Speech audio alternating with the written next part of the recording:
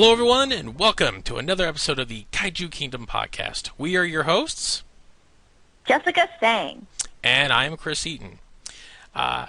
If you have been listening to our last couple episodes, you might notice one thing right off the bat. We are much clearer this time. That's because we are implementing grander, newer technology to give you all of our monster goody talkness stuff. That was a horrible run-on sentence. Jessica, you need to chastise me on that later. Before we start, Jessica, how are you today?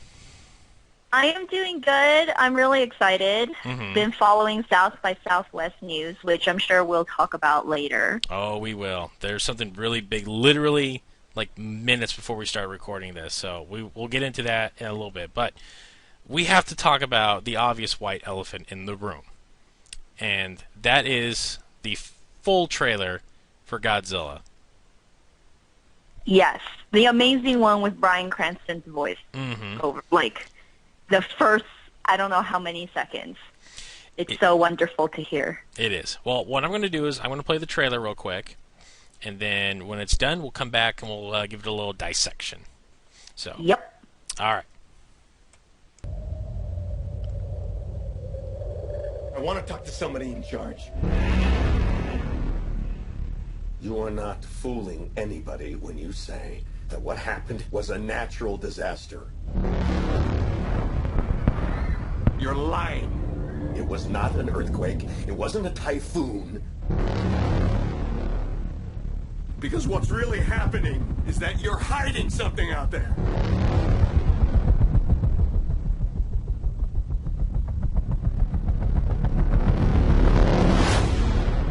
And it is going to send us back to the Stone Age.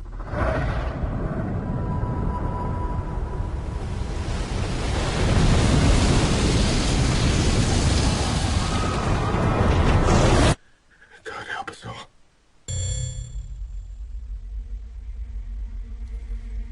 In 1954, we awakened something.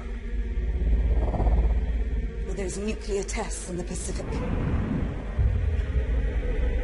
Not tests. They were trying to kill it.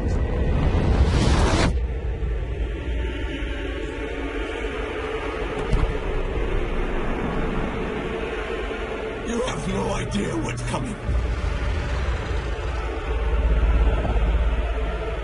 Can you kill it?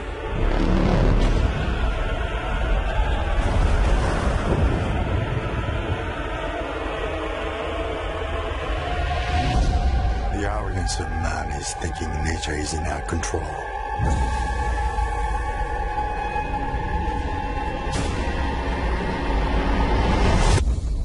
And not the other way around.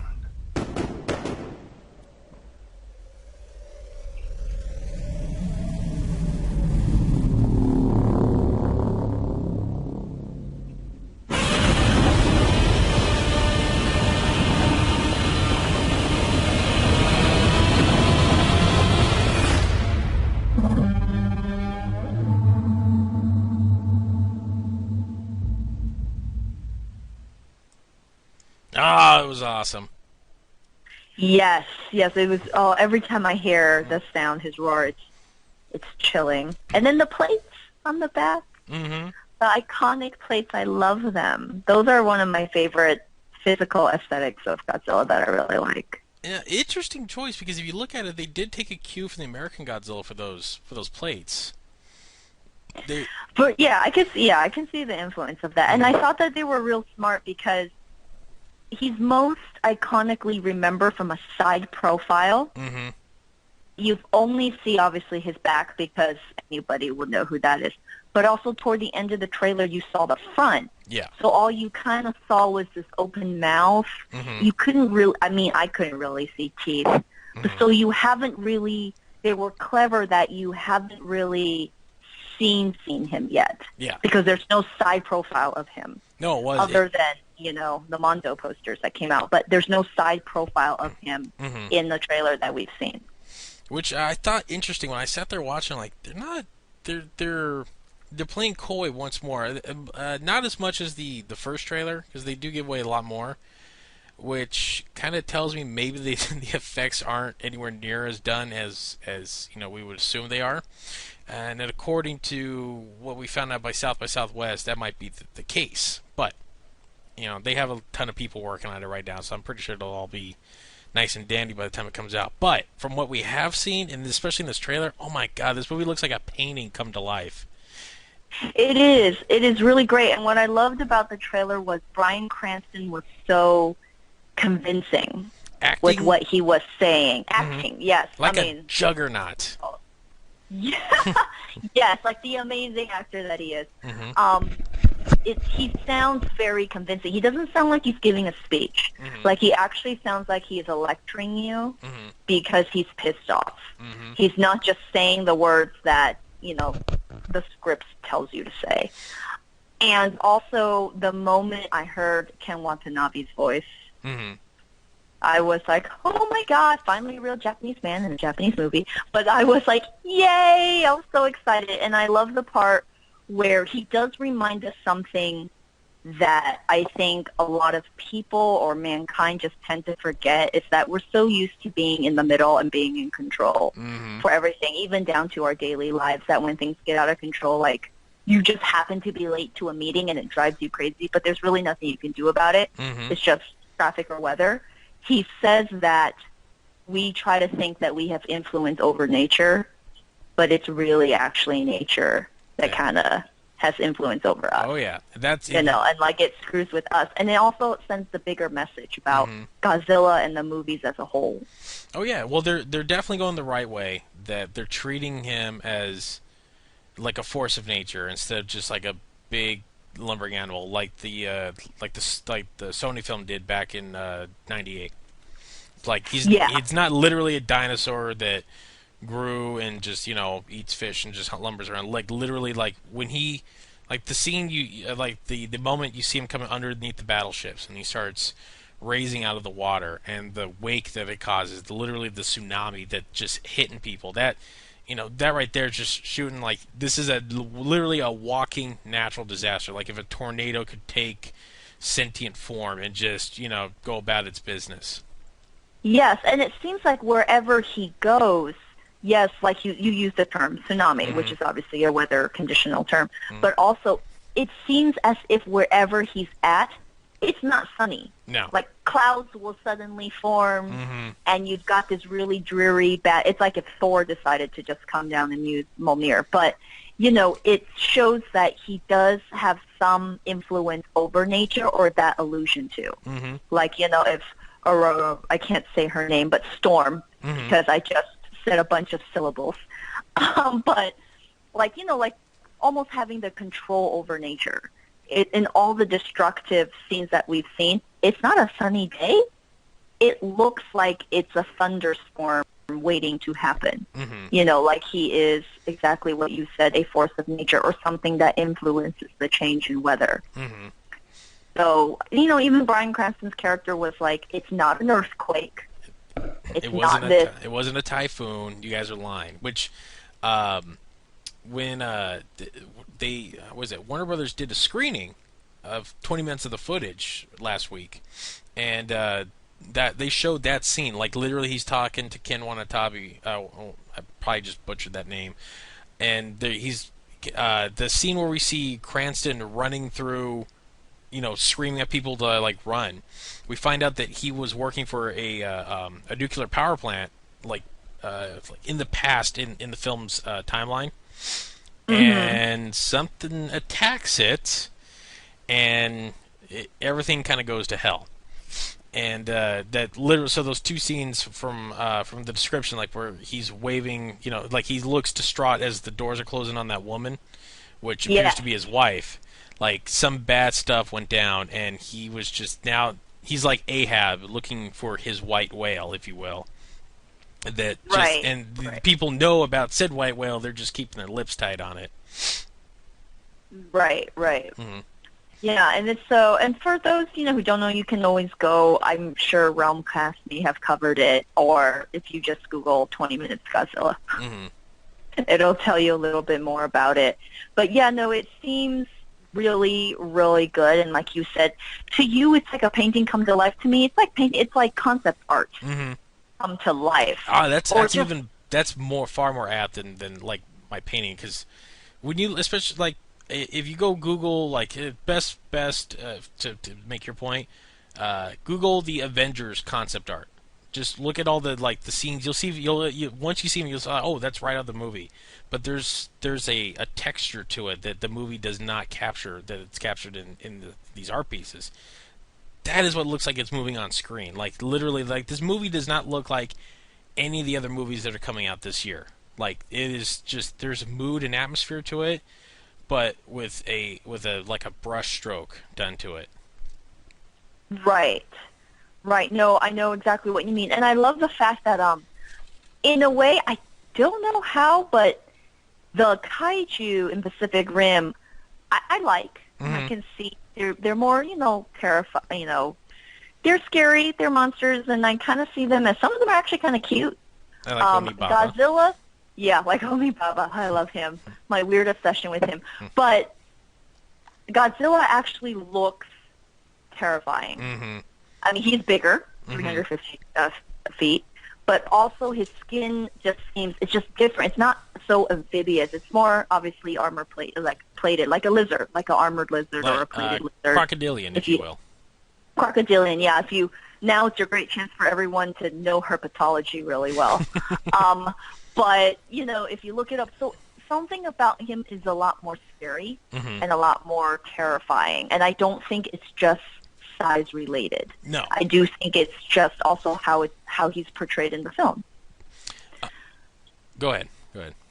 Oh no, that was it. I'm trying to think of other adjectives that isn't terrifying. Yeah, well, I mean the Empire cover, the two Empire covers that are out there, the subscriber only one that has the back profile view, which is pretty much it's the Final Wars art poster. Where it's just Godzilla, and you just from the back side, and he's turning his head, yelling. That's literally what that scene is. That shot is, but with the new design. And he looks like as I would say, like he was an Americanized version of the Godzilla Mothra King Ghidorah like suit. If you get what I'm trying to say. Like he's got that big kind of crocodile look to him. His head is a little bit bigger, in proportion to his body. His arms are much more shorter but stumpier, but they look like they work. He's got the real big, thick, fat thighs, and just he's a moving mountain. That's what that movie went with. But obviously done through the eyes of like an American concept artist. Right.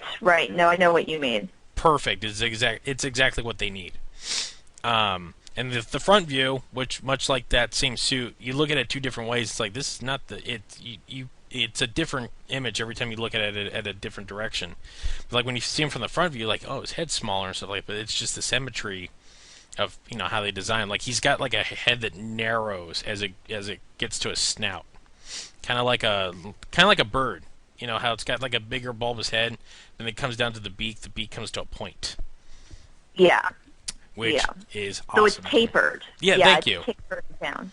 See, that's why you're the smart one. No, I just remember SAT vocab. Like, oh, gosh. So, but other than that, in the preview, we also get a glimpse, just a dusting, if you will, of the opponent for the film, called Muto. I don't know if they're going to go with another name or not, but all the merchandising just says Muto all over the place. Right. Which I'm still saying that's just going to be their code name for Kaiju throughout the, if they're building a universe, which I got a feeling they are. That'll be, instead of using Kaiju, they're just going to call them Mutos. But and that's what my friends think is knocking the planes out of the sky. Oh yeah, that's you see the form of it like shooting downward into the ocean, and then they do that snap cut where you just see the tail end going in. But that scene of it knocking everything out of the sky, I'm like, oh my god, that's brilliant. Like, Toho, like anytime you see in a Toho film, Rodan, Mothra, Gigan, Ghidorah flying, and a plane's coming at him, it usually just explodes midair, and it's just like boom, okay, cool little explosion. It's swatting. It's literally swatting F-18s out of the sky. Yeah, Godzilla style. I'm sorry, King Kong style. Yeah. Excuse me, King Kong style. And I'm like, oh my god, I've never that's something I've never seen. That is literally something I've never. It's just like, oh what? Oh, SWAT, like just bam, bam, left and right, and then you get the impact of it hitting the water. And then and the only other glimpses of it we get. When that soldier's coming up, when it looks like a kind of like an egg sac looking thing that's bioluminescent, and it's kind of running the light across it and it's lighting up, and then you get a glimpse of the claw of whatever it is when it hits the ground in front of all those soldiers, and then lets off like a green mist looking thing, and then when you see the soldier running as something's cutting across a bridge. It's cut in between the scene of Aaron Taylor Johnson on the train. As something comes and gets the train, and then they cut that scene, you just see like this blade go right across it, right across this bridge, and I think that's like the top end of whatever the Muto is, or at least what I'm thinking is the Queen Muto, the big one, because the Comic-Con footage did say that there were smaller versions, so there's obviously several of them, which brings me to the point of. That they've essentially... Okay, well, hold on. We'll get into this in a second. Before remind me to come back to that train of thought. But other than that, you also get... The big reveal shot was when Atabi's talking, and he's explaining the whole, we think we're in charge, but nature's really in charge. They're standing in a rib cage of a skeleton. And it's alluding to there might be more than one Godzilla, or they're going with the kind of because they've clearly established that some form of the original movie did take place in this continuity. So it's because they mentioned they mentioned that I would like to call it the voice of Peggy Carter. Mm-hmm. Not her, you guys. Mm-hmm. Or, I don't know who voices that. I didn't check the IMDb credit. But, a lovely British woman's voice says, we told people or we let people think it was nuclear testing or something, but we were actually trying to get rid of it. Yeah, we're trying to kill Yeah, we were trying to get... And it shows footage and mushroom clouds and stuff. And then you get the shot of that bomb with the Godzilla. It looked... Literally, have you seen that... that T-Fury shirt? It's Godzilla's silhouette, and it's it's Godzilla's name in Japanese kanji, and then underneath it says "coming." So it's like the dire wolf from Game of Thrones that says "Winter's coming." It literally looks like that design. They just took it out and then put it on a bomb with a big Ghostbusters no square or circle around it. Which is already a shirt. I saw it up on T-Fury yesterday. Literally, they're like, hey, new Godzilla shirt. I'm like, you just took what you saw in the trailer and you threw it up. Look, bless them. I don't know how they get away with what they get away with selling. I know that it's a limited time, but other people get away with it. But brilliant, yet lazy at the same time. I don't know where to fall on either chastising them or loving them. I'm conflicted. Oh, and it was free promotion for T-Fury.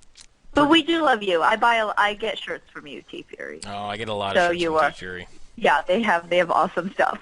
But yeah, no, I didn't even think about that. Mm-hmm. But yeah, no, I do like that there is some form of continuity, or I'm not so sure what was happening. But when that happened, I do like what they're trying to explain. Yeah, I guess. Well, it's the Abrams Star Trek theorem. There was a separate continuity. We're not erasing it.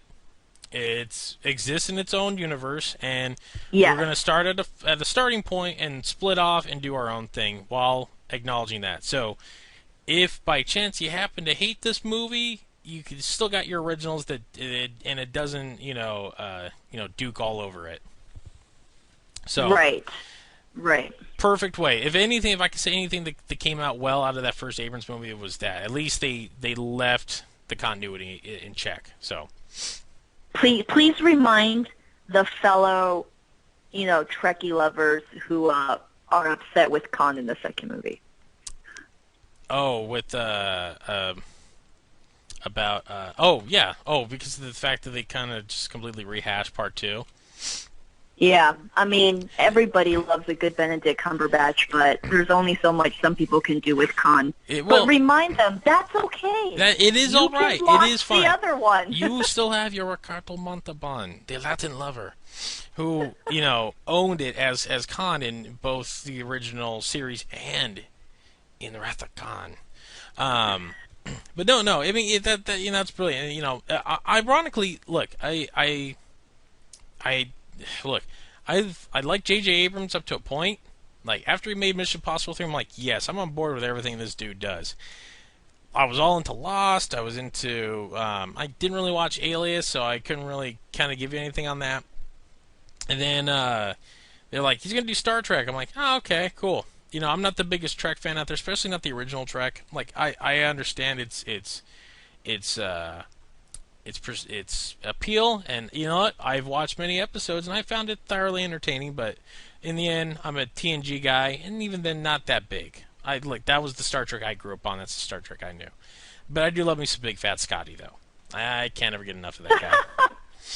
But that being said, when the first Star Trek came out, I remember everyone just gushing over it, and I sat there and I'm like, this is kind of boring. Like, there's not a whole hell of a lot going on in here. And everyone's like, oh my god, they rewrote the book. I'm like, all Abrams did, Abrams put together a good cast with a super weak script and just kind of like mediocre execution.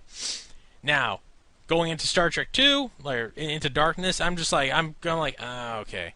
Because I didn't hate, I was bored by Super 8 as well. Everyone gushed over. I'm like, nothing really happens in this movie. Like, literally the alien shows up at the end and builds a ship and he goes home. It's a screwed up ET, that's all it is. Into Darkness, though, so I'm sitting there, I'm like, okay. And then by the end, I'm like, hey, this movie was pretty cool. I walked down like I liked it, and then I went with my buddy George, who's a big Trek fan. He's like, yeah, it was alright. And then I start reading all the hate online. I'm just like, you guys realize they're two different continuities, right? It's just they're doing their own thing. They have a Killer Prize and RoboCop's in this new one. How could you hate it? Apparently, people really, really, really hated it. So, hey, that being said, yeah, Godzilla, yeah, monsters, bam. Yes. I mean, I could, for some reason, I just imagined J.J. Abrams doing Godzilla. I don't know why. Because everyone assumes he can do everything, which I've pointed out. It's like, that is true. No. But I don't know how Trekkers feel about him now. They still really hate him. I know a couple of hardcore Trekkies are just like, J.J. Abrams is the George Lucas of our fandom. Like, he screwed up so much, that son of a. Just like, you guys just need to take a chill pill, man. It's 2 movies. It's not like it's like, hey, Shatner never existed. It's only Chris Pine and his hunky abs. It's like, no, Shatner's still there. You can go have your Shatner and enjoy it, okay? Just be grateful you're not like hardcore Transformer fans who have to deal with the Bay movies. Because I got a couple of friends that are like that, and it's just... One of them called me after he saw the trailer for Godzilla. He calls me up, he's like, I just got like a mound of defeat in his voice. I'm like, what is it? He's like, I don't get how you can get the movie that you've wanted to see since you were a child in your head, and we get these films.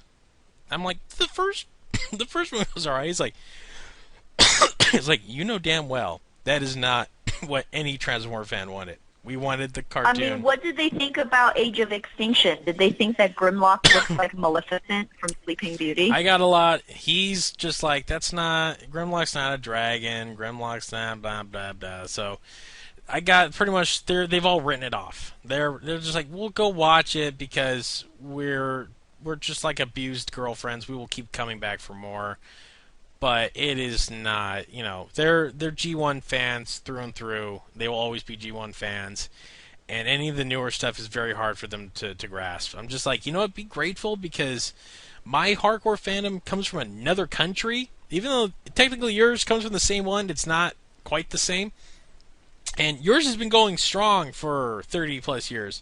Mine's had bouts of drought, 10 years at a time. So, and people take mine far less serious than they take yours. So, you're winning in many aspects right now.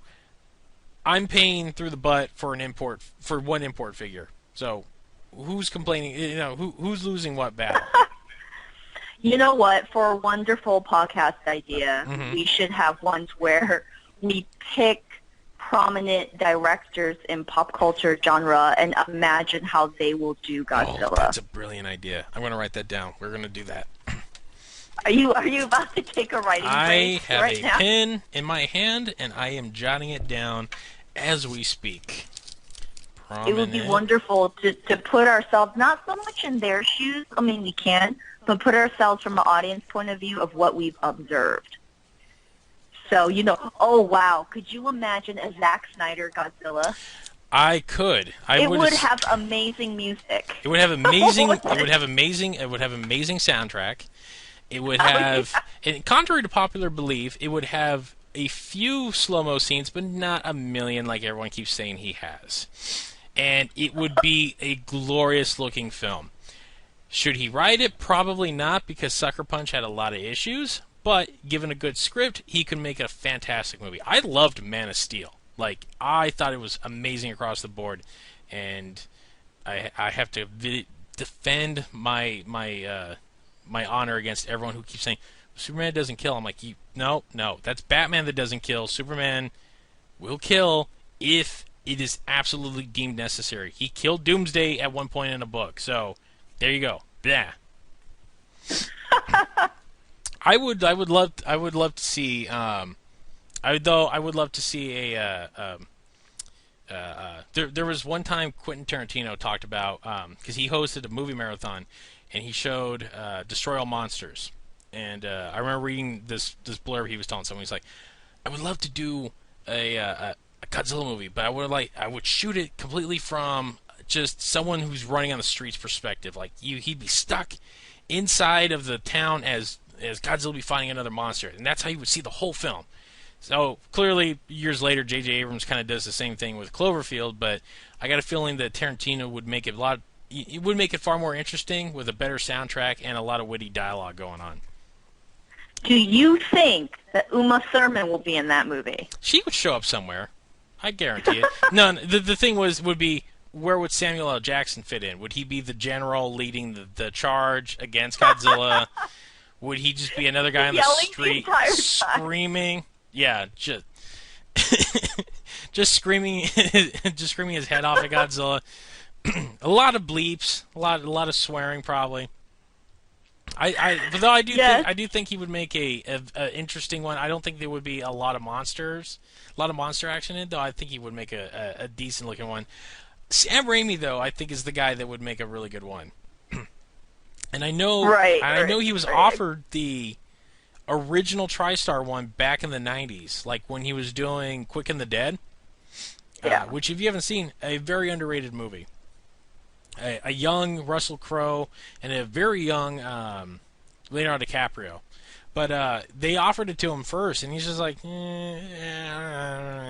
I'm going to go do my own thing. And he went off and made a Simple Plan after that, I think. So, I think it was for the best. But, right.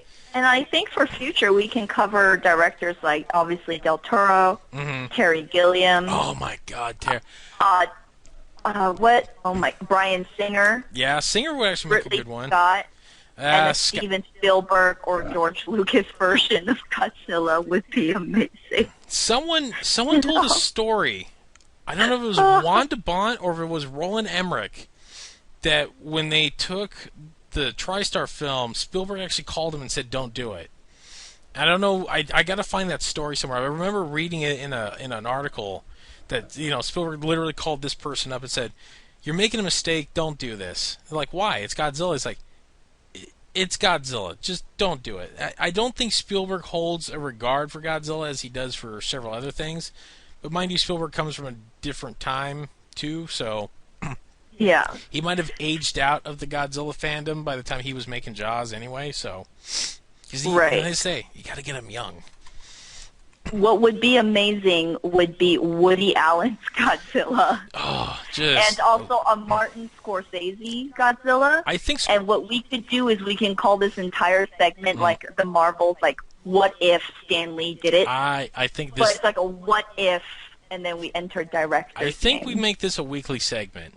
If he... look, okay, we'll put it up. Anybody who's listening to this... Yeah. Cut to, witty dialogue. Yeah. How about this? We put this out there. If anybody who's listening to this thinks that this idea is a good idea for a episode or a segment for many episodes, go post it on the Facebook. Just give us a yay or nay to it's called Director Wish List, and let us know. So that way we're not jabbering on it each week and everyone's fast forwarding through that segment in the show. So.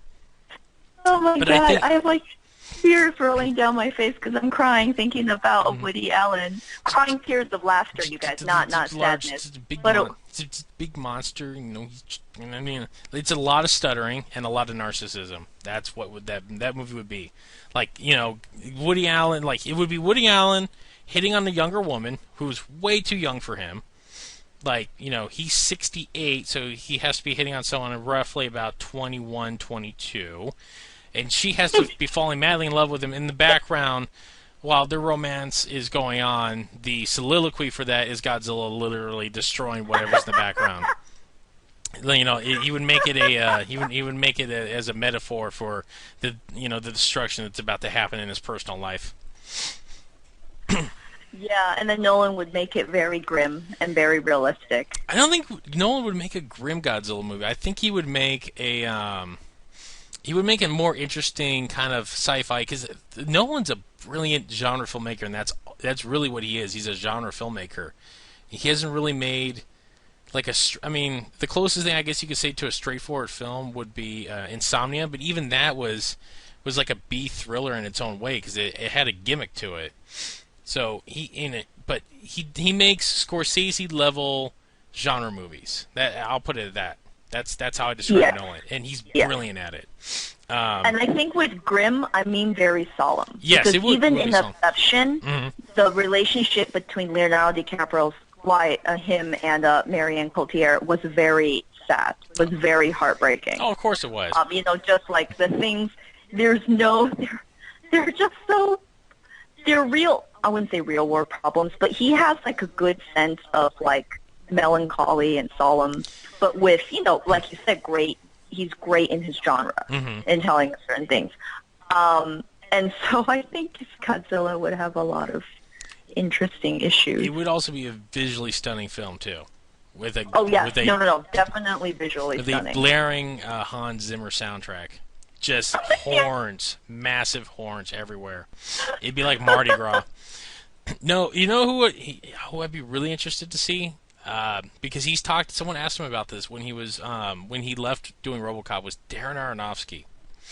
Yeah. Someone had asked him, it's like, oh, I bet, you're glad you don't have to do RoboCop now. He's like, well, yes, no. They're like, well, why? He's like, why would I be glad I'm not doing RoboCop anymore? And they're like, well, it's RoboCop. I mean, you're Darren Aronofsky. You make great movies. He's like, well, who says RoboCop's out of my league? It's like, well, what if someone offered you Godzilla? He's like, I would love to do a Godzilla movie. Why would I not want to do a Godzilla movie? It's like, well, it's like so low class. He's like, there's nothing low class about a Godzilla movie. A Godzilla movie would be great. I mean, just give me a chance. I could do it. If you let me do it my way, I would gladly make a Godzilla movie.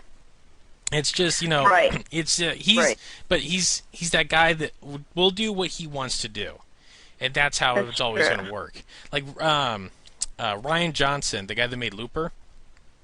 Yeah, he's that guy. I think he would make a great Godzilla movie too, but he does what he wants to do. So unless it piques his interest, he ain't gonna do it.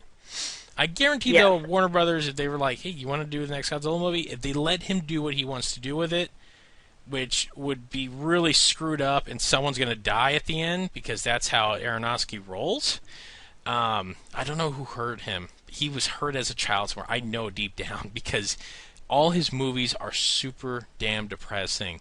I can't watch Requiem for a Dream. Literally, I watched it once and I'm like, I threw the case at the wall. I'm like, I can't do this. I feel filthy watching this film. Like, it just crawled under my skin. I own The Wrestler. Brilliant movie. As my buddy put it, the Wrestler has more truth about wrestling than The Passion of Christ had about Jesus. Oh. And Black Swan was great. It was just like, I'm like, how can you be this depressing of a person to make these movies? Like, I got a feeling Right. Noah's going to be super depressing as well. But just, it'll look like a symphony going off. I was also thinking a George Romero, Robert Rodriguez Godzilla film, or a Frank Miller directed Spirit style, the Spirit, style. All those would have such interesting, The look of it would be very interesting. looks Yeah. and actions. Which is very interesting in the fact that, we bring this up, but, when they announced Gareth Edwards, I mean, if you go back and watch Monsters, or if you haven't watched Monsters, go watch Monsters. It's on Netflix. You can watch it for free on Netflix. It's visually an okay movie, but you can tell that it was very limited by its budget, and he was using what he had sparingly. In fact, the last 20 minutes of the film, when they're entering a contaminated zone, if you will, that's been ravaged by the squid monsters in the film. Mm-hmm. He was shooting down in Mexico, and this was 3 or 4 years ago when a hurricane had blew into Galveston, Texas, and completely decimated the entire shorefront. He hopped over with his 2 stars, because he was shooting the whole film on his own. They hopped over the border and shot that last part of the film in the wreckage of all that stuff. So, like, he got the most out of what he can out of it, but visually it's like, you can tell that this guy was on, like, he had something that he could show, like a visual style, much like Wes Anderson has a visual style, where it's very, kind of French, artistic, kind of very poppy. Like, he has something. Like, when you're looking at this trailer, like I said before, it doesn't look like any of the other movies that are coming out later this year. It doesn't look like X-Men. It doesn't look like Spider-Man. It doesn't look like God, what else is coming out this year? Like, maybe the closest thing, just in kind of style, that I can compare it to is Jupiter Ascending, the new Wachowski brothers film. And the Wachowskis always they always have a unique look to how their movies look. So this is the closest I can see, because a lot of directors are great visually, but there's just something about, like, Joss Whedon, when he made Avengers, it's a visually appeasing film, but there's like, it looks like that there's a lot of other directors that could have been in and out on just how it looked, just the basic look at the film. Now, I'm not talking about how the scenes are shot, like, the grand scene where they're hopping from character to character or anything like that. I'm just talking about the aesthetic look of the film. It looks, you could trade up Hulk, Captain America, Iron Man. They all look the same. They have a same look to them. And it's not like they really pop. Like, you look at the characters pop, but like the look of the film does not pop. This trailer for Godzilla, though, pops. It's just like there is something about this film that's just doesn't. It's not like all the other stuff that's coming out, and it's also not obvious a mass amount of CG that just looks like just CG for the sake of being CG. Like, it's the best way I can describe it. It looks like Dark City, if you've ever seen Dark City. Okay, so in that film, it's dark. There's a lot of darkness in it, but it has a distinct look, and the way Alex Proyas shot it, all the effects are used for a reason. They aren't used just for the sake of, like, here we got to throw something cool in here because it's been 2 minutes and something cool has happened. So he makes all of his effects work for the look of the film and for the storytelling aesthetic. So like all the buildings coming together and kind of how there's like a tint to them and everything. It just pops. in a dark way. I don't know where I was going with that. But that being said, yes, many directors. So let us know if you want us to keep babbling on about this kind of, and I'm talking to you, the listener, about this kind of segment. Just go to our Facebook page and just write down yes or no to fantasy directors.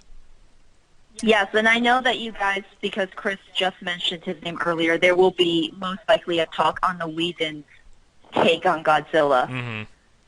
Oh, please know that it will most likely be a strong female lead. Mm-hmm. A strong female lead, and something I did notice of Whedon when I was watching Avengers recently. Whedon's a bit of a booty guy, if you can tell, because all three of his main female leads, there's these establishing shots of just them from the backside. It's not gratuitous, but like they're there in the forefront. I'm just like, okay, so I see what Joss Whedon likes in his ladies. So if you don't believe me, go back and look. Just watch the film and just look at every time Colby Smuthers or Scarlett Johansson's on screen, and you'll see just like it's like he likes Joss Whedon is he's a booty guy. So I just found it funny. That's my Chris's 2 cents. Okay, let's move on to back to the main topic while we're here, Godzilla and everything Godzilla. So, as we mentioned earlier, South by Southwest showed some footage.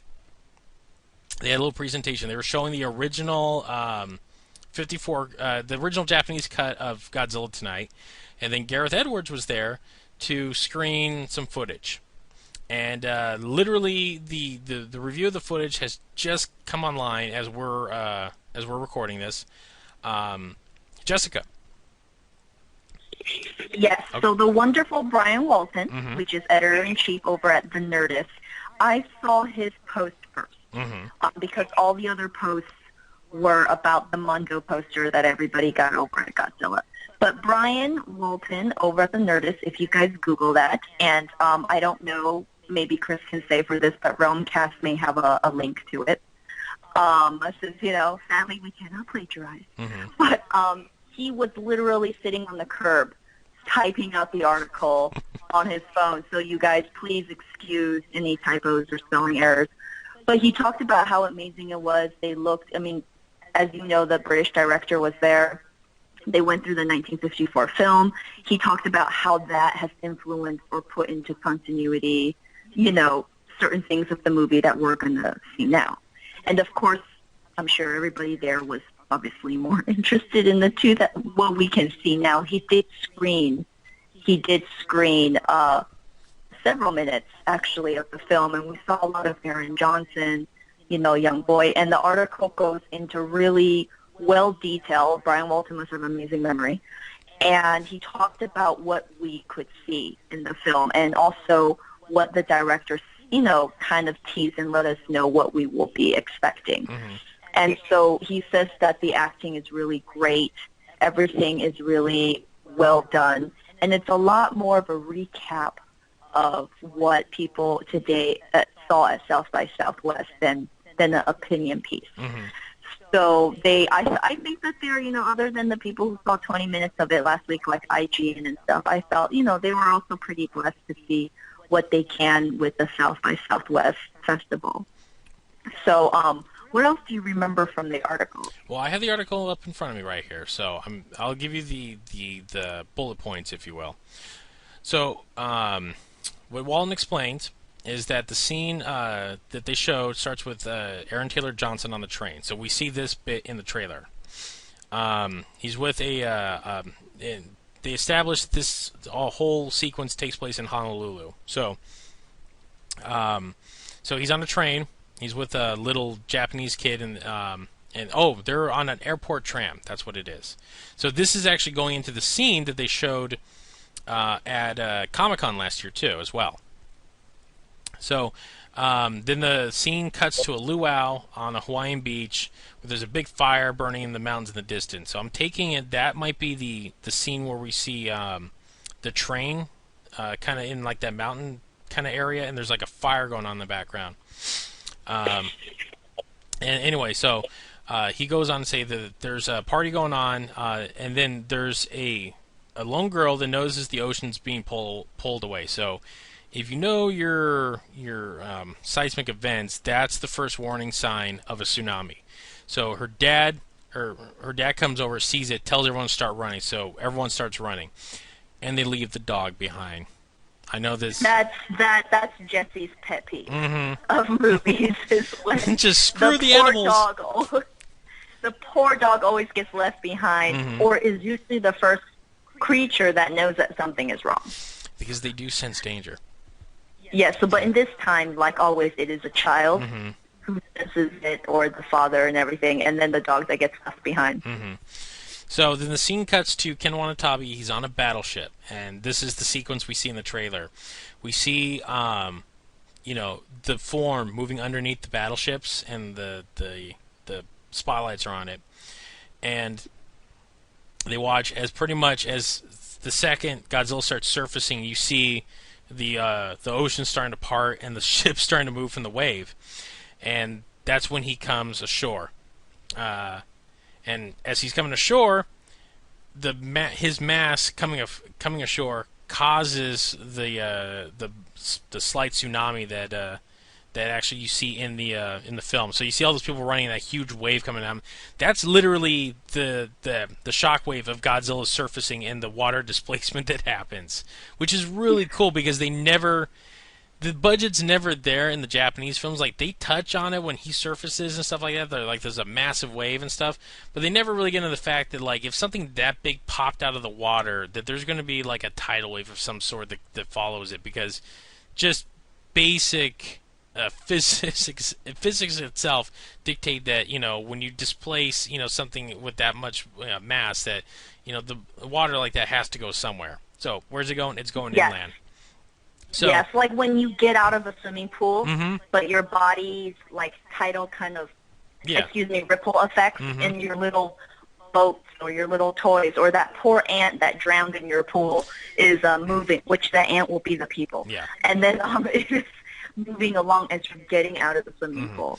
See, Godzilla is educational. It is. You will be looking up science facts. As Simpson said, he likes to educate as well as horrify. Yeah. So, and this should make you happy. They cut back to the dog, who's barking as the wave is coming. In just cliche of every other movie, his leash snaps because he was tied to a tree, and he hauls butt past his owners and past everyone else as the wave comes crashing down on everyone.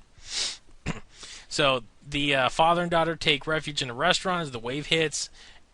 People are taken out by this massive wave, and then they cut to the scene we see in the trailer. Those the soldiers on the rooftop, and they fire the flares in the air. And when you see the flares come down, you're looking at the lower end of Godzilla, so pretty much from his thighs on up. And the way that they measured it, his thigh comes up to about at least 10 stories alone on its own. So, just massive body moving. Then, what we don't see in the trailer is that, in this footage, is that the soldiers start firing. Like, they just open fire on him. And it's much like in the second Hulk film, when the soldiers opening fire on Hulk and the bullets are just bouncing off like it's rubber. That's pretty much what it is. And the point that he put in, it's like, so the bullets aren't just ineffective, they're completely unnoticed by Godzilla. Like, literally, he keeps walking as they're firing on him. He doesn't even notice. So Godzilla's moving through Honolulu. He's just leaving destruction as he moves. And that scene you see where his tail disappears behind a skyscraper, that's in this scene as well. So then they cut to a jungle, and this is also in the trailer, where you see the soldiers kind of going through, and they find something covered in goo, and they pull it away, and it's a radioactive symbol. And it turns out something had picked up a submarine and dropped it into the middle of the island. And they're talking about, like, they hear over the radio that they found whatever monster did it. So they cut back to the Honolulu airport, where Aaron Taylor Johnson is, and the power had gone out on the tram. Now it comes back on. The crowd has a brief moment of relief when just hell hits the side of the thing. So the tram is thrown off the tracks, and something cuts through, and we find out it's not Godzilla, it's one of the Mutos. So this is the scene from from the Comic-Con footage where the Mutos literally are attacking the airport. And so pretty much this is the creature that the government has, that the soldiers we here are looking for right now.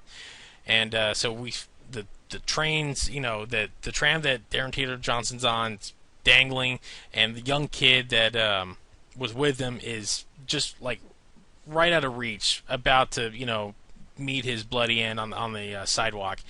Grabs him, and then as in great monster movie fashion, the Mutos are advancing. When they all stop, and take a guess why, Godzilla shows up, lets out a roar, and there's a quick fight, and they really don't get into much more than that. That's pretty much where they cut out. Now, I think they said that there was something that they couldn't talk about. I know that at the 20-minute screening that they did, there was a couple of scenes that none of the reporters were allowed to touch upon.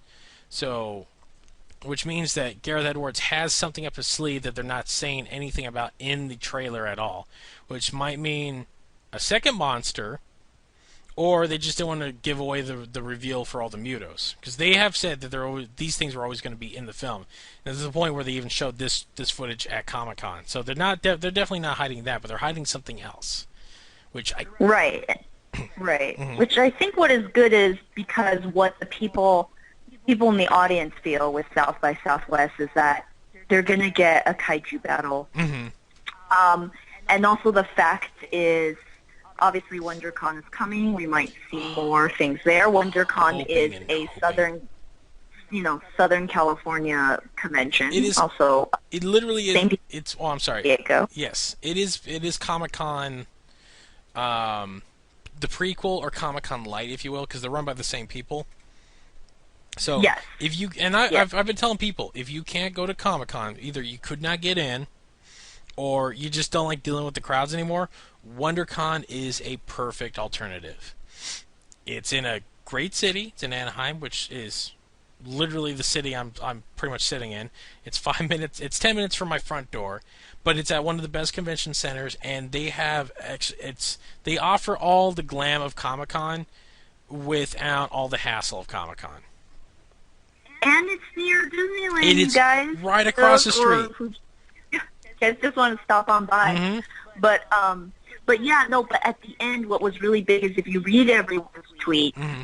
and even in so many people were saying, and let's be honest, obviously the ones that are listening to this podcast know a lot about kaiju mm-hmm. and mechas or plan on learning more, mm-hmm. but most people are like my parents or like my friends. They know Godzilla. They know exactly what he is. It's like people who know Superman know Batman. Yeah. But they don't know mm-hmm. Godzilla or know Superman, Batman. Like, they don't know who the Creeper is or anything past the Joker. They don't know the deep minutia. Yeah, I'm sorry, what? They don't know the deep minutia of Godzilla, or of these characters. Exactly. However, there was a standing ovation. Which is a very good sign, especially for a freaking Godzilla movie. Yes.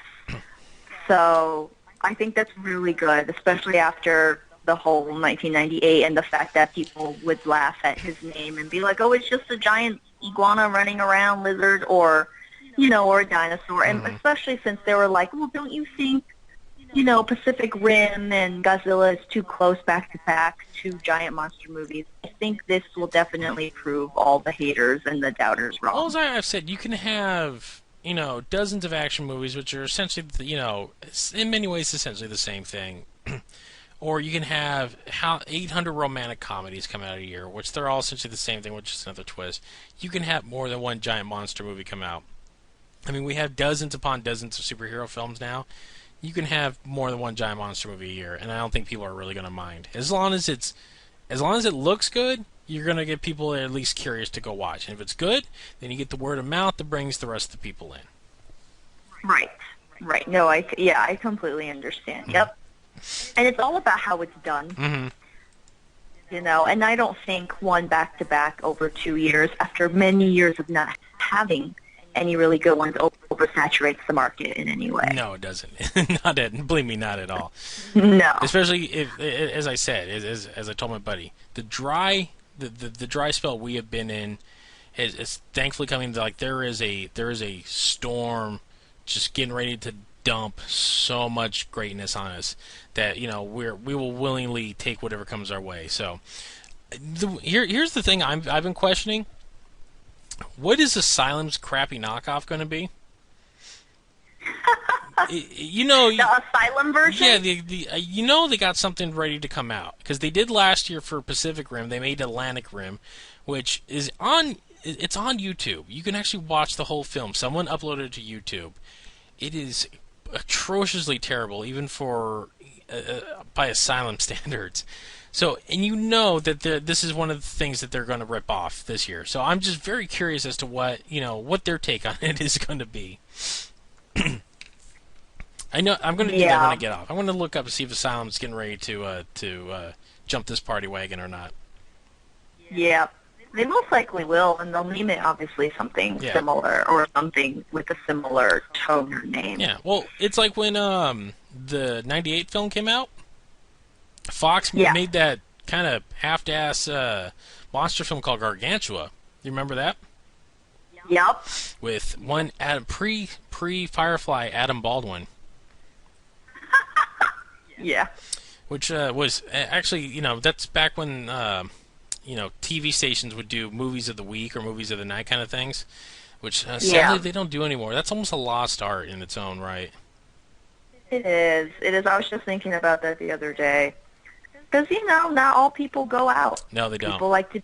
Some people are just more introverted or homebodies, and they like to be at home. And one of my best friends is like that. He's like, "Why do I have to go outside when I have the internet and my refrigerator right here?" And the restroom, and a first world restroom. Pretty much. So, well, for those who aren't complete shut-ins, you can actually go out now and try to buy some toys. Because certain places like Toys R Us are starting to break the embargo that are on the figures. How do we know this? Not just because people have been tweeting it, but one writer, Chris Mowry, I believe I'm saying his name right, am I not? I believe you're saying it correctly. Okay, who is currently writing IDW's Godzilla, Rulers of the Earth, with Matt Frank doing the artwork on.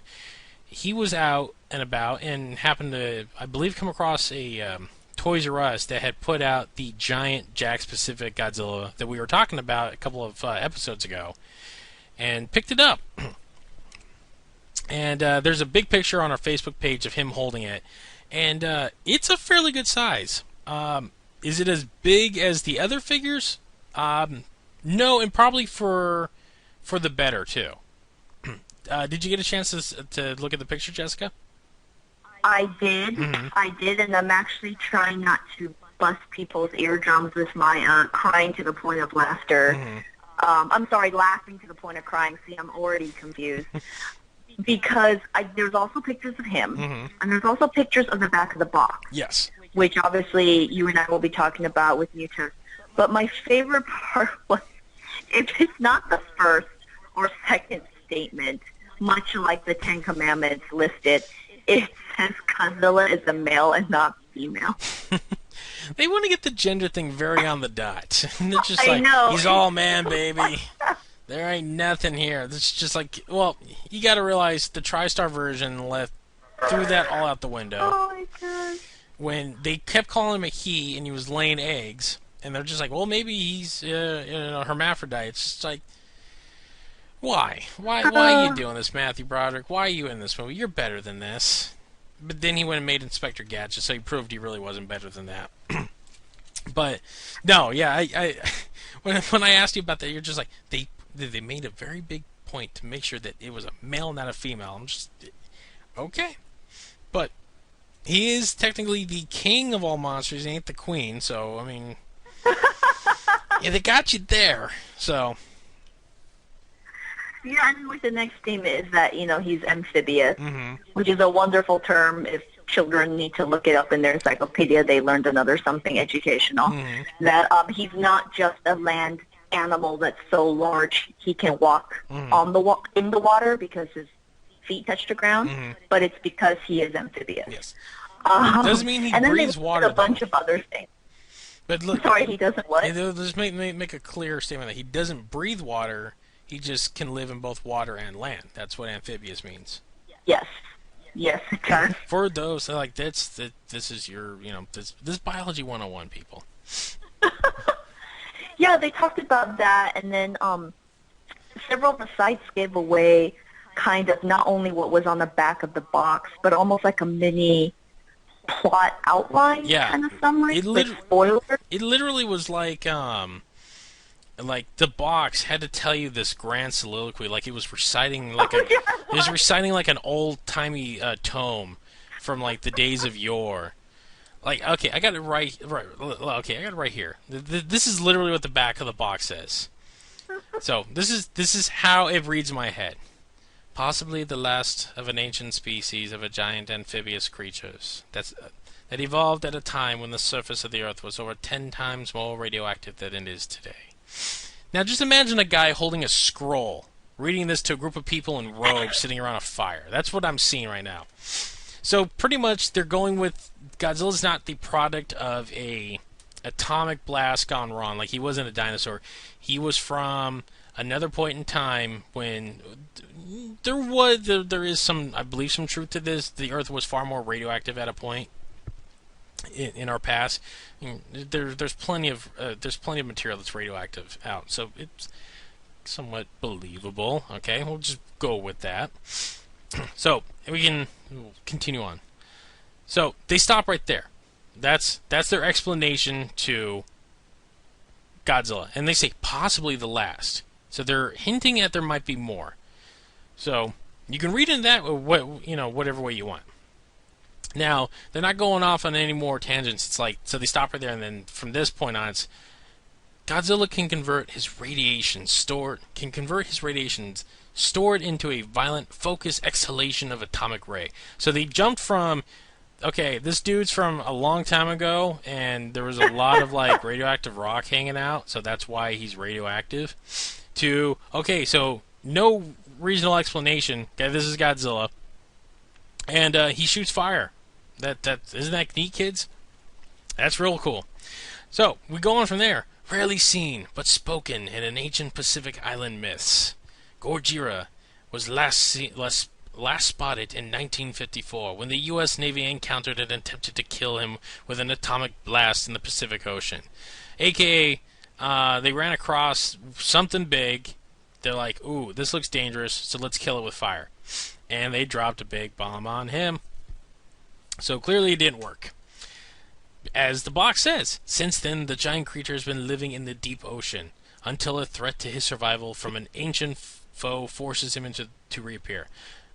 So, pretty much they give you the gist of Godzilla's story. So he's just he's a dude from long ago who kind of woke up in the wrong time, decided to go back to sleep, and then his a-hole neighbor comes a knocking, and he's got to go settle some hash. That's the gist. Yeah, and I kind of exactly, because they're talking about how we think that ancient whatever, it comes from the same primitive time as him or whatever. It's Mutos. And I kind of feel like this is pretty much just a battle between two monsters, and humans just get involved. It's the Alien versus Predator sales pitch. It's just like, there are humans in it, but they're just caught in the way of a battle that they have no idea about. Yeah, they're not only caught in the way, they choose to be part of it. They're just like, yeah, we're just gonna deal with this because it's on our turf. Yeah, pretty much. So we're just it's touching our bridges and our buildings, and skyscrapers, and accidentally stepping on our children. Yeah. So they're like, take it personally. And like most first world countries, they were like, nope, we're just going to deal with it. I think we should just evacuate everyone, sit back, and just watch them hash it out. Pretty much. But then you'll have the people, it's like, what about the people who couldn't get out of the way? What about them? It's like, that's true. You just had to move. You got to move, people. But no, it's interesting the fact that, okay, so they're giving some sort of a grounded explanation for a 350-foot atomic dinosaur. That he's part of a species, and mind you, yes, there was a time when creatures far larger roamed this Earth. They weren't as big as Godzilla because the laws of physics dictate that such a thing cannot really exist without it being crushed under its own weight. but for the sake of storytelling, giant freaking monsters existed at a more prehistoric time of our planet's deep history. And there was more than just Godzilla out there. There was obviously a couple other things. So this is how I guess they're going to explain future endeavors of Godzilla when other monsters pop up. They're like, okay, so there's more, so where the hell are all these things coming from? So they're going with, okay, he got locked away deep under the ocean, and hey, we found more. So this is what's going to be the battle of the week. So, and the way that they're describing Muto, so from what we know from the Muto, that it's a big insect-looking thing, and that obviously, well, at least from the description of this box, that the reason why Godzilla comes, out of his hiding is because the Mutos pop back up. And the rumors, or at least the online talk, is the fact that they're like mosquitoes. They feed off Godzilla. Which, if you break that down, essentially Warner Brothers spent $150 million remaking Godzilla vs. Megaguirus. Just no giant black hole gun. Which it would have been awesome if that thing shows up, though. If that thing shows up, I'm going to crap myself. Because I love Godzilla vs. Megaguirus. A lot of people hate on that film and they take a massive dump on it, but I love it because they embraced the wackiness of the 70s films in the modern times. That's really what that film is. That film is just, it's like, okay, we're going deep into into world building with this, and we're just, we've already established Godzilla, so we're just going to go almost full anime with it and just have this, this insanity of having another dimension created by a black hole gun and freaking giant dragonflies and stuff, and then there's like super, futuristic ships and stuff. If all that manages to make its way into this film, I will be even happier because, as I said, I love Godzilla vs. Megaguirus. So the whole insect creature aspect of it, kind of a cop-out, but if they're going this direction, I'm all for it. Which brings us to the last bit, which is, not only did this big figure get out, but Jessica, what else got out? That toy, I actually want to say, also in the back of that toy, Mm-hmm. I don't know if there's an explanation there, or there's actually been several explanations. They talk about his whole radioactive breath in a wonderful, eloquent, almost poetic way. Mm-hmm. They talk about how he reserves it, and he only uses it unless he has to, because it totally wipes it out, like it exhausts him. Mm-hmm. And I was thinking, that's such a Superman moment with all the Doomsday clones in the Jeff Loeb, Michael Turner. Yes, when Superman, Batman, Supergirl. Like, everyone back the hell up. I can only do this once, and just eye lasers the crap out of everyone. He eye lasers the crap out of everybody. Mm-hmm. And also, their whole explanation about how, when he just uses this, if you guys don't read it, read that trade paperback. Mm-hmm. It collects book 1 through 8, I believe, issues 1 through 8. But when Superman realized all the Doomsdays attacking them on Themyscira are just Clones. Obviously I'm spoiling it for you guys, are clones. They have no heartbeat, so he's okay with massacring them. He just lets out a whole array, Cyclops style, literally, of just laser eye beam and just kills all of them, and then he sinks to the ground. He's like, I can't do this again. So it's like his reserve.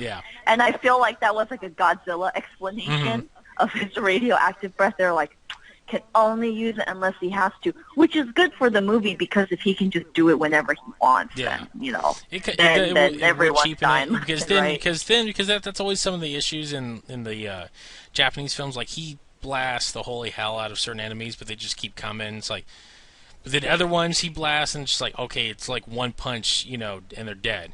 So, it's a matter of, consistency. But if it's, think of like Wolverine now, where he doesn't have his healing factor, but he has to pop the claws. You can only do it like once or twice, in a time, because when he pops those claws, he's gonna be bleeding out like an MF. So, keeping the ray, which that was the one thing that was still, kind of ticking at me in the back of my head. It's like, are they going to do the fire breath? And if they are, how in the hell are they going to explain it? Because they obviously didn't do it for the Emmerich film. They tried to, but that was half-assed at best.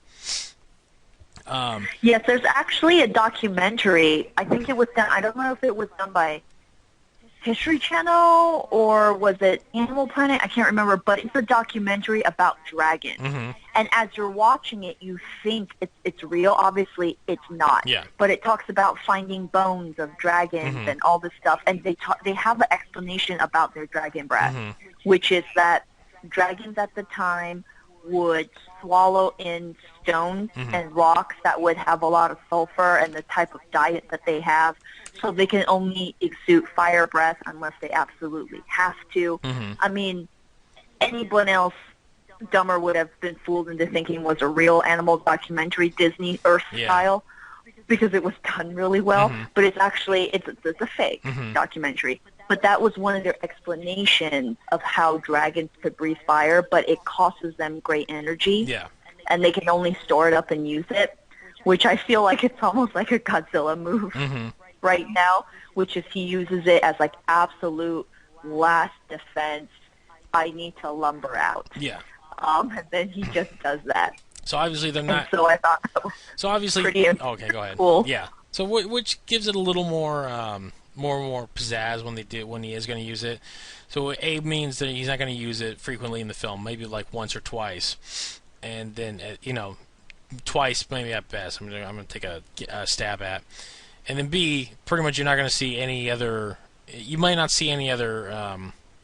Attributes that come with that, like in the later films, like in the '90s films, he does that move, which I think it's dubbed the atomic pulse. When, like, it's the best way you can see it is when he's fighting Ghidorah in Godzilla vs. King Ghidorah, and Ghidorah wraps around him, and Godzilla tries blast him, but he can't. So you see like the spikes light up, and the flames start shooting out of his mouth, but then it kind of stops, and like it's almost like a cancel, like when you're canceling a combo in a fighting game. And literally, like, his whole body lights up and shoots out this massive energy, which just blasts everything around. Which I thought was a cool power. Clearly, they're not going to go in that direction now. So, whether or not the spikes light up might be a point with me, because to me, the spikes got to light up. I think I'm okay. You're okay if the spikes don't light up? Yeah, I'm not big on, I understand that creatures underwater, like if you look at deep sea creatures, and even some creatures on land, there's illumination. Obviously, that was actually something that bothered me about the Kaiju in Pacific Rim. They were a little bit too Tron. So they light up, and to me it looks a little bit, with all the sweet decals on them.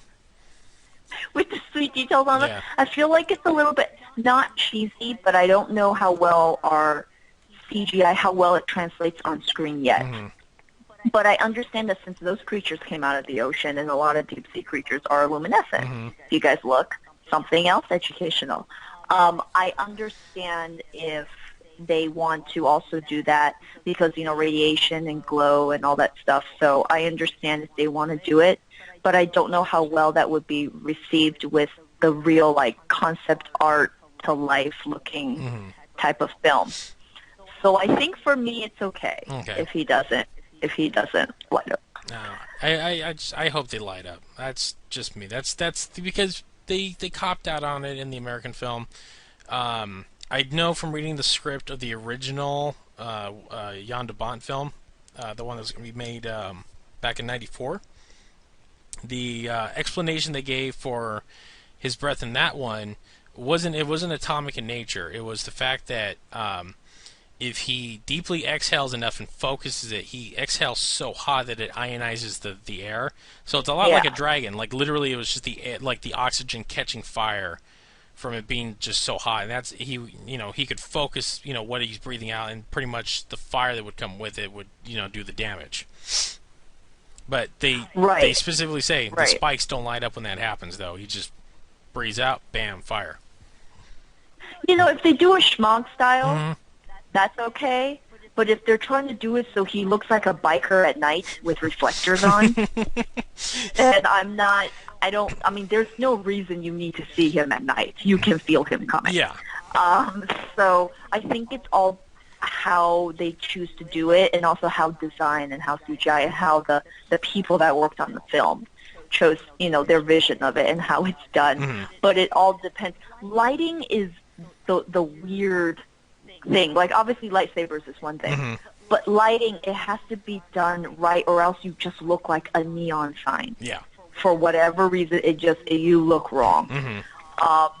So I think that's something that will have to be like a choice of the producers and, the director. So we'll see how that one gets done. We'll see. Hopefully, I got a feeling we're gonna get one more trailer in the. God, it's 12 weeks until the movie's released. It's gonna be it's pretty close. May 15th. Yeah, so yeah, we got about 12 weeks left, which I'm pretty sure they're like biting the bullet right now on the effects, because the South by Southwest stuff was like literally cut together. They even said it was there's some previs stuff still stuck in there. So on that note, what did you think of the new Mondo poster? I like the new Mondo poster. For those who don't know, I guess everyone or most people, I'm not so sure how it's done, who went to the Godzilla, obviously, screening and were at South by Southwest, which takes place in Texas.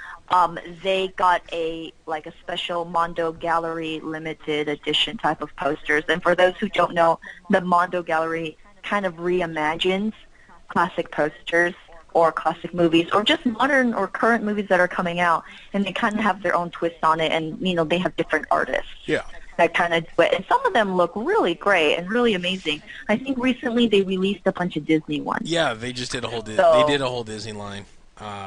It wasn't as cool as the Acme line that got the Disney Afternoon line. They got the guy that did Darkwing Duck to do them.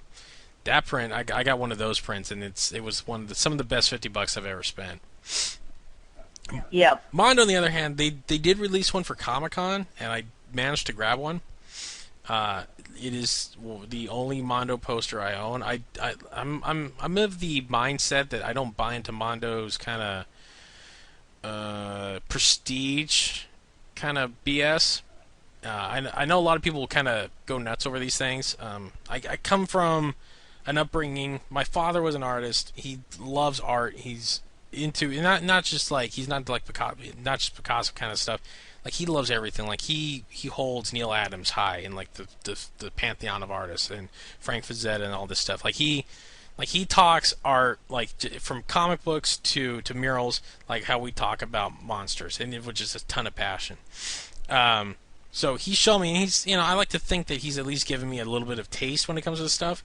A lot of like Mondo stuff just pretty much is a rehash. Like, a lot of the artists they get for like especially like their Iron Man line, it's like all you did was trace over the. It looks like they just traced scenes out of the movie and just collaged them together. Like, there's a couple of posters that look good. They did one for Jurassic Park. It looked astonishing. I'm like, this looks great. I would buy this. Other stuff, I'm like, yeah. This new one, yeah, it's all right. It's far more creative than some of their other offerings that they've had. I'll say that.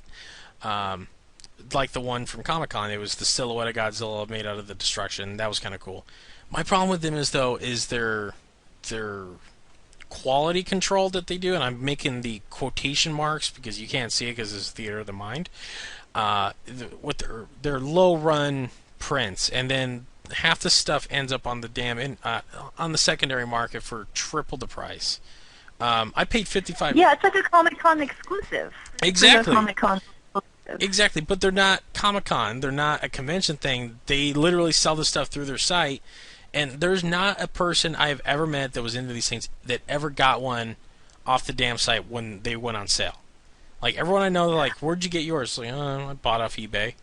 Oh, how much? I have some friends who did, and but I do have one sweet dear friend, Michael Lee. If you look him up, he writes, he writes reviews and recaps for movies, so he gets to go to screenings, and he loves Mondo Pose. He basically Facebooks 3 things: lovely captions and pictures and statuses about his dog Benji, something about like movies or something like that, and then Mondo posters. And every time he does it, he's like, "No, my wallet hurts. it wants to cry or something like that. Sorry, Michael, if I'm not paraphrasing it correct. But it's, it does take, there's so many good ones, he wants them all and I understand. And he has a screenshot, and I'm pretty sure it's of his screen or it could be a friend's screen. But he goes, "This is why you don't go use the restroom." And it's a screenshot that says, "I'm sorry, your Muto poster that you selected is already sold out." Yeah. So it's like an error page. Yeah. And I was like, "No, you can't even use the bathroom." It's like Comic-Con ticket style. Yeah, it's insane. And their whole market on is the fact that they say, well, we're keeping quality. It's like, you're not keeping quality anything. If you mass produce anything, even in a lithograph form, there's to me, there's the original piece that the artist made, and then everything else is a print. Lithographs are they're in their own way reprints of the original. They're not the original anyway. All they're done is just numbered, and because some guy was too lazy to make more than 50. So they're not the original piece. So, don't, try to say you're keeping quality control, especially when the images are up on the internet as it is anyway. And all it would take for me is to go down to Kinko's, drop $60 and get a full printout on a nice glossy sheet instead of the kind of like the high fiber count paper that they print on as it is. Because it's a load of horse crap to me. And I have my issues, and I try not to get upset over it because I get angry over a lot of things that should not bother me at all. I'm that kind of person. But when I see stuff like this, and I see there's like a whole genre of fans for this stuff, and mind you, I'm not telling you what to be in and what not to be in. If you love these things, good on you. Okay, you can consider yourself an art collector. But when there's practices like this for said thing, it just drives me nuts, and I end up like an old man yelling at a cloud because it's angered me on my nice sunny day. I have a friend who doesn't buy Disney DVDs for that reason. Oh, because they throw them in the vault? Because they put them out for a while, they throw them in the vault, 10 years later, repackage or retouch whatever. It's a 10-year diamond platinum exclusive. I mean, I buy them anyways because I'm a sucker. I'm going to admit it. I'm a consumerist. I'm the person that, you have the 1 out of 25 cover of Michael Turner something, I'm going to get it. Or, the 52 different covers, I'm going to get them all. Yeah. But I understand the frustration from a consumer standpoint, but also from a business standpoint, that's freaking brilliant. It is. That's where my conflict is too. The fact is, I cannot deny them their brilliance in their business strategy either. Like much as just like, you sons of bastards, and just like, bravo. But like, go to hell, all of you though. Another thing that Chris and I saw for Toy Leaks was a brightly colored plastic toy, I would say, of a bridge. I would assume it's the Golden Gate, with Muto. It's like a better look of what the creature should look like, but in toy version, and Godzilla. Yeah. So you were saying that it was probably a lower-end Bandai type of figure. Well, Bandai's doing the mass production, kind of like aimed at the kiddies. The whole thing I ranted about in like our 3rd episode, where they dropped the ball on Pacific Rim. Clearly, they were not doing that. They were going full bore. So, and again, Bandai makes quality stuff, and they're also notorious for making kind of, at least the American division, for making kind of half-ass products. They've gotten much better in recent years, though. But yeah, this figure, at least the picture that's leaked, clearly is aimed at smaller kids. I mean, it looks very plastic, very it doesn't have many points of articulation, if you will. But it does give you a good idea, and I wouldn't even say good, a somewhat idea of what at least the full size version of Muto is going to look like. And from the gist of it, especially other people who've been commenting, they're saying very Cloverfield-ish. I would tend to disagree, but when you look look a little closer, it's got the tiny vestigial arms on it, like the little T-Rex arms. And it's got the 2 legs that it's standing up on, and then it looks like it's got like 4, kind of like a bat. How a bat looks like when it's walking around. kind of has the when its wings are folded up. So it looks like it's got 4 of those going on. So 2, 4, 6, so 8. It's an 8-legged creature. It's not a giant centipede though. And yeah, it's interesting to say the least. Again, you can't really tell because it's a kid's toy. I'm figuring that the thing when it, just from the look of it, when it, it obviously flies because you see in the preview something crashing into the water and swatting all those damn jets out of the sky. So it's got to have a wingspan that it either connects or it's got like it hides underneath its the little hooks, kind of like a bat. Yeah, I know what you're talking about. So I'm guessing it might have like the double kind of wing thing, like the back end wings and the front end wings, kind of much like a moth or a butterfly or something like that. But it also has a bit of kind of a Gauss look from Gamera, like the head, the way that the head's shaped. It's kind of like they have that weird kind of like what's the best word? It's very pterodactylian. That's not even a word, but I'm going to go with it. In its look, so I mean, there's no detail, so you can't really garner like how if it might look cool or not. It's just some people say, well, it's following the Cloverfield tradition. In a way, yeah, tiny, oversized arms and kind of oversized upper body, but we haven't seen it in action. We haven't seen anything of it, so I'm holding judgment because I really hope it doesn't look real Cloverfieldy when it's on screen, because I hate that design so much. It just brings it's like you're reading your favorite book. Like, you love this book, and you've read it, ear to ear, page to page, over and over again. And one day you're reading it, and you're drinking a cup of coffee, and you take a sip of that coffee, and then all of a sudden, your dog comes up and jumps in your lap, and you spill said coffee into your book. And, the book's still readable. You can read it just fine. But just knowing that stain's there now, and it's kind of warped, you're just like, God damn it. So you put said book away and you throw it, out of sight, out of mind. And then one day you come across it, like months later, you're like, oh, hey, I remember that. And then you open it up and see there's that coffee stain just staring right at you with that smug look on his face that you just want to punch him. And then you get mad again, and then you go storm off and do something you regret. That's what Cloverfield is to me. That's what that design is. I love the way you put your stories together as like a comparison to how you feel about something. So you went through this whole thing about the book and the coffee stain, and that's how you felt about Cloverfield. But you put it in a simplistic way that everyone understands.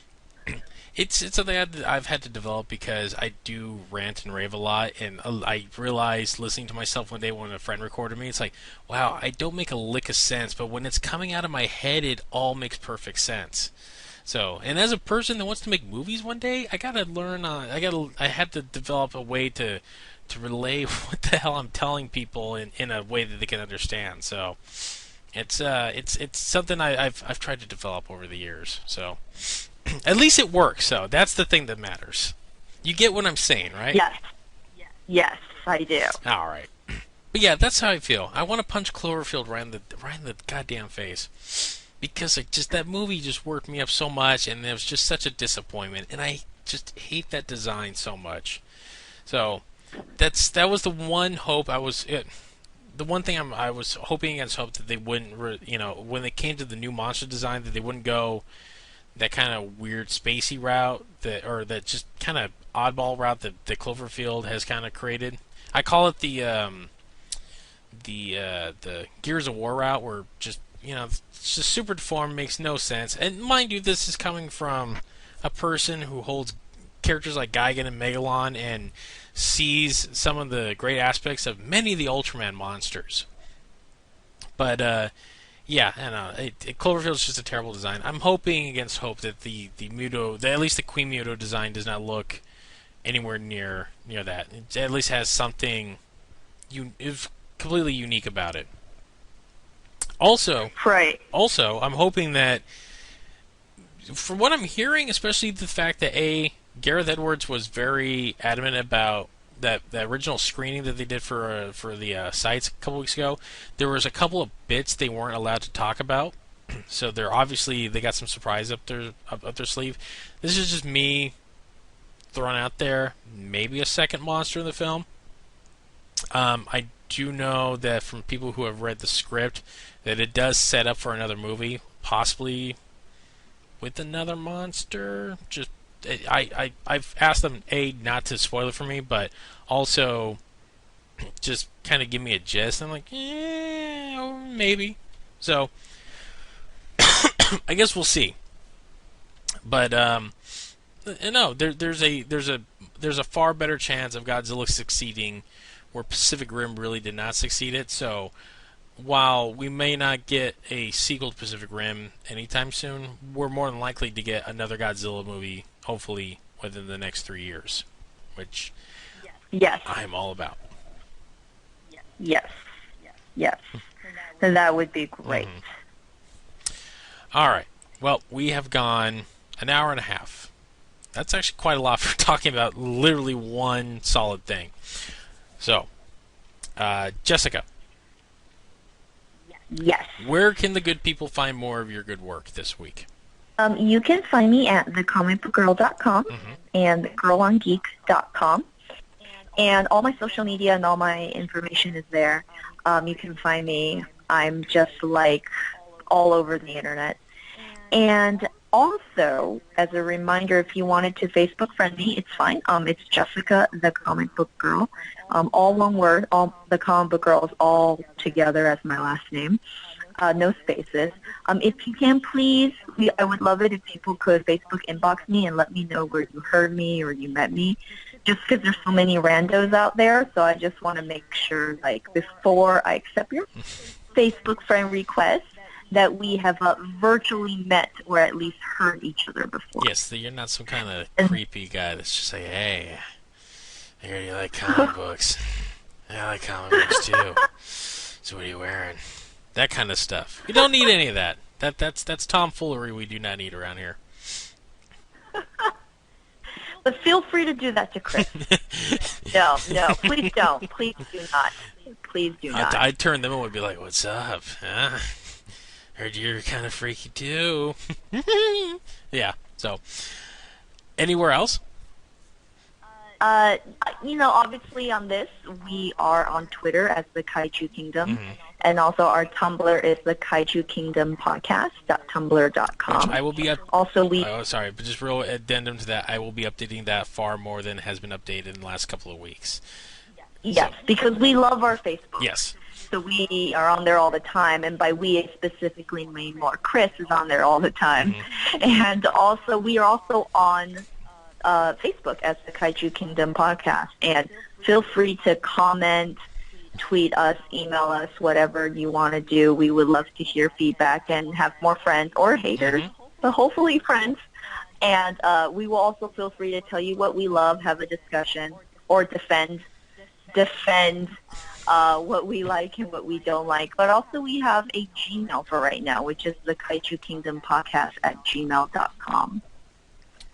But yes, that's where we are. I mean, other places that I'm at. But I know, like Chris, you are also all over the place on social media-wise. I'm on, I write for therealmcast.com. I'm actually the assistant editor there, not to ring my own bell, ding ding.